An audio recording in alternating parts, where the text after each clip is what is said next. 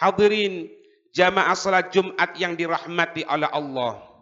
Di dalam riwayat Imam Bukhari dan Imam Muslim, baginda Rasul sallallahu alaihi wasallam menyampaikan ada 3 hal yang diharamkan, begitupun ada 3 hal yang dimakruhkan untuk kita laksanakan.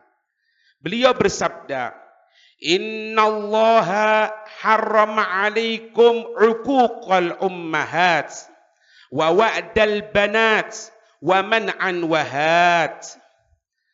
Nabi menyatakan, "Innallaha", sesungguhnya Allah Subhanahu wa taala, harrama 'alaikum, mengharamkan atas kamu sekalian 3 hal.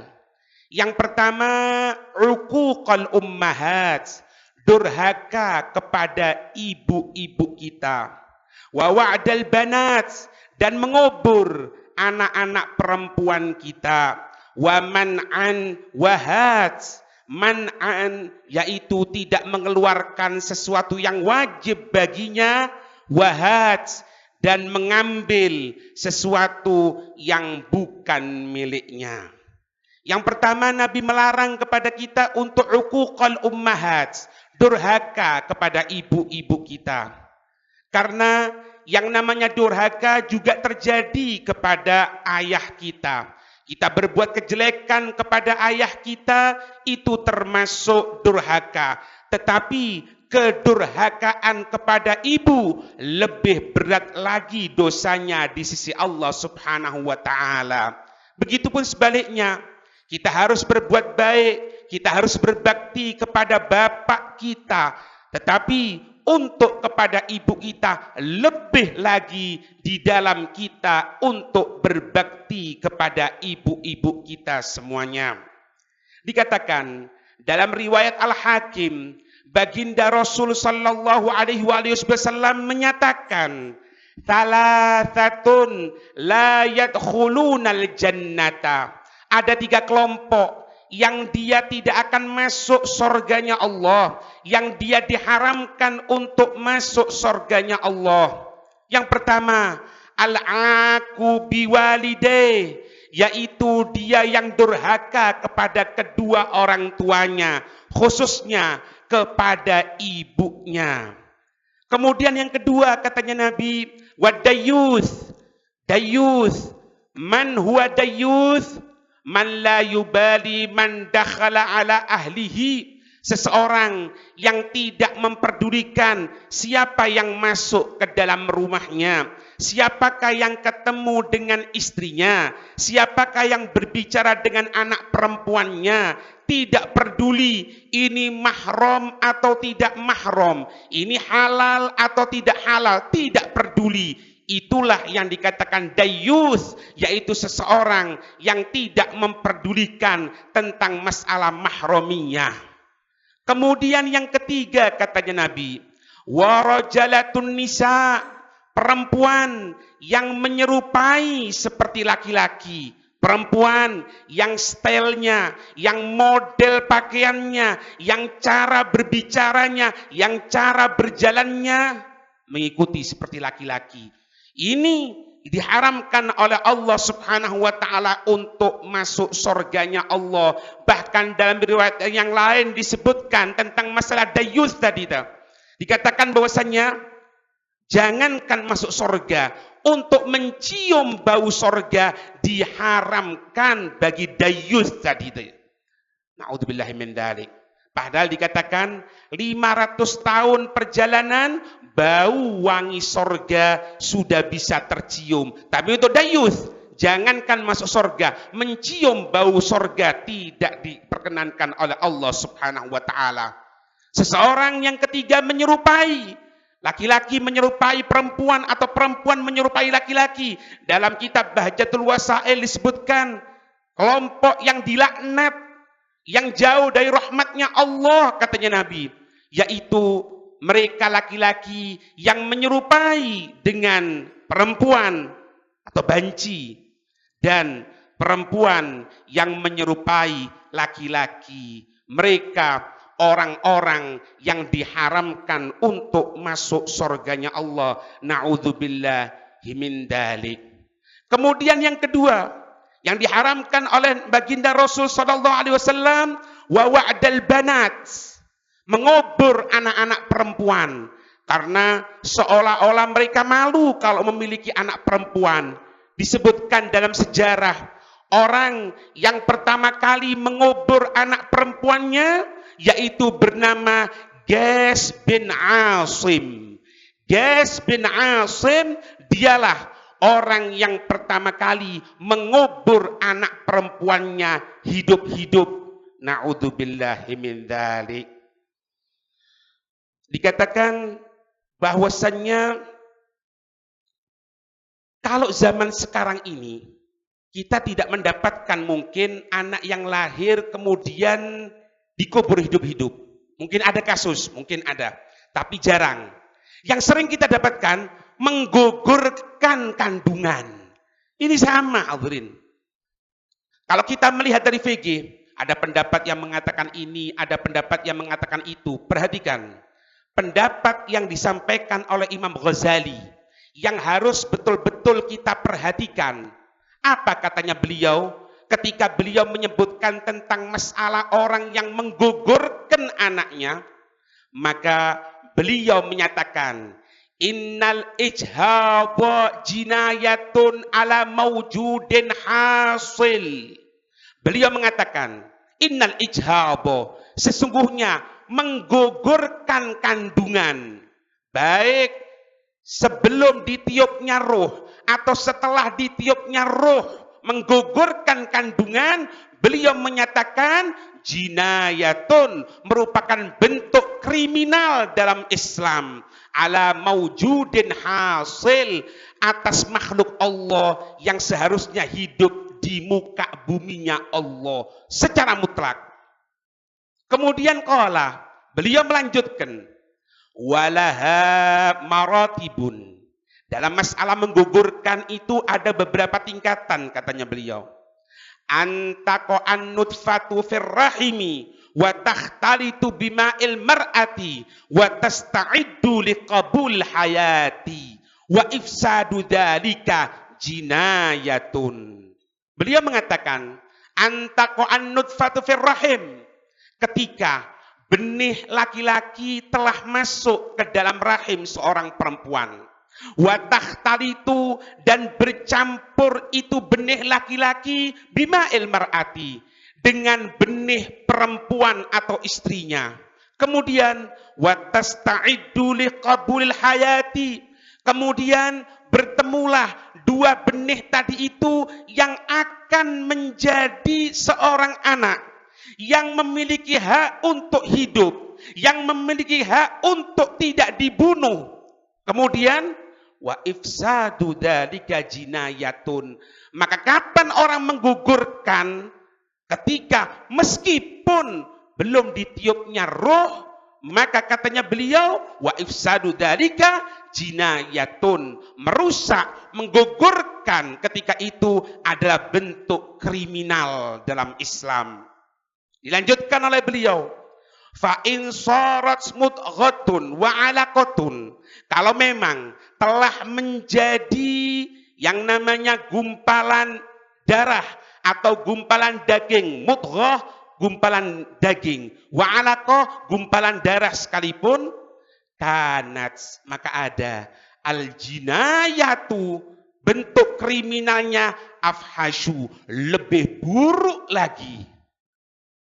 Jangankan belum jadi gumpalan darah, belum jadi gumpalan daging, masih bertemu saja antara antara benih suami dengan benih perempuan bercampur, bertemu, itu sudah haram katanya beliau Imam Ghazali. Apalagi telah menjadi gumpalan darah, apalagi sampai menjadi gumpalan daging, apalagi sampai ditiupkan roh. Kalau ditiupkan roh, maka ulama sepakat hukumnya diharamkan. Imam Ghazali memutlakkan, mengharamkan untuk menggugurkan kandungan. Wa in nufikho, dan jika benih tadi itu atau gumpalan daging tadi itu telah ditiupkan fihi ruh, telah ditiupkan ruh, yaitu umur 4 bulan atau lebih, wastawat al khilqatu, sudah terbentuk bentuk anaknya, bentuk kepalanya, bentuk tangannya, bentuk kakinya, isdadat al jinayatu tafahushan, maka lebih lagi dosanya, keburukannya di sisi Allah Subhanahu wa taala. Ini bentuk yang diharamkan oleh baginda Rasul sallallahu alaihi wasallam. Durhaka kepada kedua orang tua, khususnya kepada ibu kita. Yang ketiga, membunuh anak-anak perempuan secara umum, menggugurkan janin. Kemudian yang ketiga, wa man'an wa hats, tidak mengeluarkan apa-apa yang wajib dan mengakui hak yang bukan miliknya. Dikatakan bahwasannya man akhada amwalan nasi yuridu adaaha addahallahu anhu wa man akhadaha yuridu itlafaha atslafahu Allahu azza wajal. Termasuk mengambil harta yang bukan milik kita, mengakui yang bukan merupakan harta kita, bukan hak kita.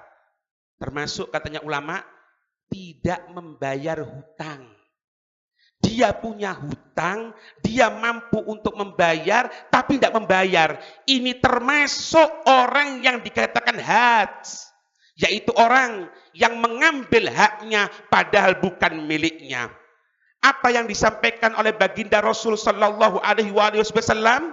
Man akhodha, siapa orang yang mengambil amwalan nasi, harta-hartanya manusia, yuridu adaaha, dia menginginkan untuk membayarnya. Dia berhutang karena memang butuh, dan dia berjanji akan membayar, dan memang dia berniat untuk membayar, jangan khawatir. Addahallahu anhu, maka Allah yang akan menyelesaikan hutangnya. Allah akan membantu dia untuk menyelesaikan hutangnya. Jadi kalau kita punya hutang, kok tidak mampu bayar, betulkan niat kita. Karena apa? Janji Nabi tidak akan meleset. Yang dijanjikan Nabi, orang yang berhutang, dia berniat untuk membayar, maka Allah yang akan membantu orang tersebut. Artinya, kalau dia tidak ada niat untuk membayar, maka Allah tidak akan membantu, sehingga hutang kita tidak terbayarkan. Kadang-kadang kita punya hutang, belum selesai hutang yang pertama, kita hutang yang lain. Mungkin sesuatu yang tidak wajib, membeli sepeda motor, membeli ini, membeli itu, padahal masih berhutang. Na'udzubillahi min dzalik. Wa man akhadaha, siapa orang yang mengambil itu amwalan nas, siapa orang yang mengambil harta-harta manusia, yuridu islafaha, dia memang bertujuan untuk menipu. Jangan dianggap kita datang sama orang, kemudian na'udzubillah, kemudian kita seolah-olah berhutang, kemudian lari, tidak bayar. Katanya Nabi, sabda Nabi, waman akhadaha yuridu itslafaha, siapa orang yang mengambil hartanya manusia dengan cara hutang, dengan cara nipu, dengan cara nanti berikan aset kita, bagi aset kita ini, kita itu, dan sebagainya, yuridu itslafaha, dia menginginkan untuk menghabiskan, mencuri hartanya orang, atlafahullahu azza wa jalla, maka Allah yang akan menghancurkan hartanya orang tersebut. Allah yang akan menghancurkan kehidupan orang tersebut. Allah yang akan memporak-porandakan kehidupan dunianya sebelum kehidupan akhiratnya kelak. Na'udzubillahi min dzalik. Perhatikan satu hadis Nabi yang diriwayatkan oleh Imam Ahmad. Jangan kita mengandalkan, meskipun aku punya hutang tidak bayar, aku alhamdulillah sholat 5 waktu, aku baca Quran, aku berangkat haji, aku umroh. Perhatikan yang disampaikan baginda Rasul SAW. Riwayat Imam Ahmad. Fiddain, dalam masalah hutang katanya Nabi. Walladzi nafsu Muhammadin biyadih. Demi jiwa Nabi Muhammad yang berada dalam genggamannya. Demi Allah, Nabi sumpah ini. Nabi sumpah. Kalau sudah Nabi sumpah menunjukkan sesuatu yang penting. Demi Allah, katanya Nabi. Demi Allah. Lau anna rajulan. Kalau ada seseorang. Gutila fisabilillah. Dia terbunuh di medan tempur. Mati syahid. Mati syahid. Thumma asya. Kemudian dibangkitkan lagi oleh Allah. Hidup kembali normal. Thumma gutila. Kemudian ikut perang yang kedua kalinya. Kemudian terbunuh. Thumma gutila fisabilillah. Kemudian terbunuh di medan pertempuran, thumma asya, kemudian dibangkitkan kembali oleh Allah Subhanahu wa taala yang kedua kalinya, thumma qutila, kemudian terbunuh lagi yang ketiga, fisabilillah, di jalan Allah. Ikut perang, jihad, wafat. Dibangkitkan oleh Allah. Perang, jihad, wafat. Dibangkitkan oleh Allah. Perang, jihad, wafat. Dibangkitkan lagi oleh Allah Subhanahu wa taala. Tsumma asya. Kemudian dia hidup kembali. Tsumma qutila fisabilillah tsumma asya. Kemudian dia ikut perang lagi. Terbunuh di medan pertempuran. Kemudian apa? Tsumma asya. Kemudian dia dibangkitkan kembali oleh Allah, hidup. Jihad, wafat. Jihad, wafat. Jihad, wafat. Jihad, wafat. Dibangkitkan. Jihad, wafat, bangkit. Jihad, wafat, bangkit. Jihad, wafat, bangkit. 3 kali, 4 kali ikut perang jihad. Perhatikan. Wa alaihi dainun. Tapi dia punya utang. Punya utang sama tetangganya. Punya utang sama temannya. Punya utang kepada orang-orang yang wajib dia bayar hutang tersebut. Apa jawaban Nabi? Perhatikan. Wa alaihi dainun. Dan dia punya utang. Ma dakhalal jannata hatta yaghtiya dainahu. Dia tidak akan masuk surganya Allah sampai dia bayar hutangnya. Allahu Akbar. Hati-hati. Jangan dianggap kalau kita mengambil hartanya orang kemudian berhasil dapat 1 M, 2 M, Masya Allah. Bukan Masya Allah, na'udzubillah. Na'udzubillah. Hati-hati, hancur porak-poranda. Belum lagi mereka yang tidak mau mengeluarkan hartanya. Tadi itu man'an, pencegahan, tidak mau mengeluarkan hartanya. Walladzina yaknizuna ad-dhahaba wal fiddata wa la yunfikunaha fi sabilillah fabasyirhum bi'adzabin alim. Surat At-Taubah ayat 34. Mereka yang menumpuk harta, menumpuk emas, menumpuk perak, wa la yunfikunaha. Dia tidak mengeluarkan itu hartanya dari zakatnya, fisabilillah jalan Allah, tidak mengeluarkan zakatnya, fabasyirhum, maka berikan kabar gembira untuk mereka. Kabar gembira apa? Bi'adzabin alim, dengan siksaan yang pedih di sisi Allah Subhanahu wa ta'ala. Perhatikan hadirin. Basyir al-kanizin. Berikan kabar gembira kepada mereka orang-orang yang menumpuk-numpuk hartanya. Ini bentuk pelecehan dari Allah. Birafdhi yuhma alaihi fi nari jahannam. Orang yang tidak mengeluarkan kewajibannya, zakat atau yang lainnya kewajibannya dikeluarkan, Allah akan memberikan birafdhi, dengan batu yuhma alaihi fi nari jahannam. Batu itu dipanasi oleh Allah di neraka jahanam. Tsumma yudha'u ala halimati thaqi ahadihim. Kemudian batu yang panas itu diletakkan di putingnya seseorang. Yang tidak mengeluarkan hartanya itu diletakkan di putingnya. Hatta yakhruja min naghdi katifihi. Sampai batu tadi itu panas, tembus, keluar dari pundaknya. Tembus. Kemudian hatta yakhruja, kemudian wa yudha'u ala naghdi katifihi, dan juga diambilkan batu yang panas, yang dipanaskan dari api nerakanya Allah, diletakkan di pundaknya. Kemudian hatta yakhruja min halimati dzatihi, sampai keluar dari putingnya. Na'udzubillahi min dzalik. Yatazalzalu, dia akan bergetar, dia akan merasakan kesakitan. Bagi siapa?